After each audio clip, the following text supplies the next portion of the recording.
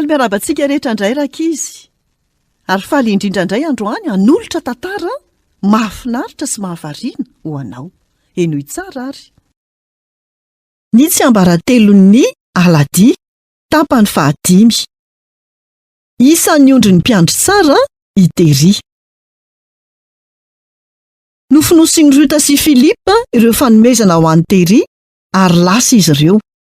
Ho gaga be mihitsy izao ilay naman'izy ireo marary. Teo afovoany ala dia nifanena tamin'ireny Tery izy ireo, nitomany izy. Niezaka nampionina azy i Ruta ary nilaza taminy izay momba an'i Jesosy, ilay mpiandry tsara, izay mitady azy sy naniry hanampy azy noho ny fitiavany azy. Mitondra zavatra ho anao zahay.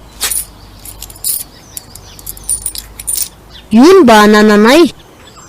Afaka mividy ronono an'i Tery amin'ny voliny ianao. Saotra indrindra fa tsara fanana ireo. Mandehana fa miandry anareo Tery.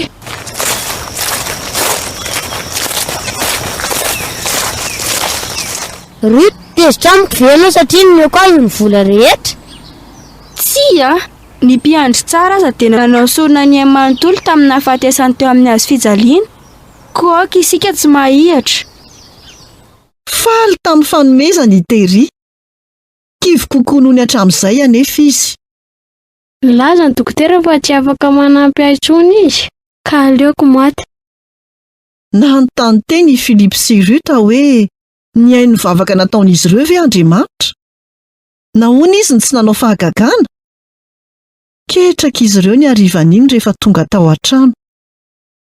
Nanadio ny efitrano fandraisam-bahiny ny Nenitoa Margaret nandritra ny andro. Ahoana ny hevitro raha avelantsika hiara hipetraka amintsika Tery sy ny reniny? Tsara, tena hevitra tsara izany. Nisy fiara-pitondra marary nitondra ny Tery nody. Tiany ny efitranony, petraka teo akaikin'ny varavarankely ny fandriny. Mahafinaritra ery.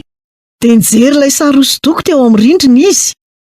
Jesosy, ilay mpiandry tsara, dia maninjitra ny tanany hamonjy ny ondry very.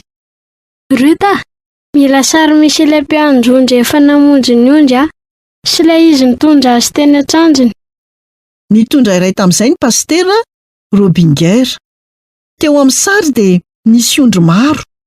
Nandeha teo aloha Jesosy ary nitrotro ondry teo an-tratrany. Aiza no hitondrany azy? Any an-trano. Aiza izany? Any an'izay misy an'i Jesosy. Any dia tsy misy ranomasina fanantenana intsony. Tsy misy fanantenana? Afaka mandeha any daholo ve?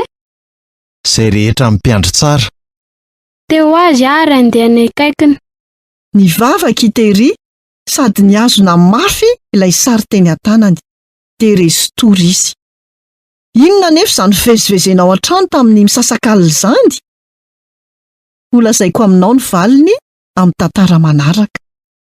Izay indray no anjara hafatra ho antsika tamin'ity anio ity. Tahiny tompo daholo. Nanolotra ny tantara Zokomy.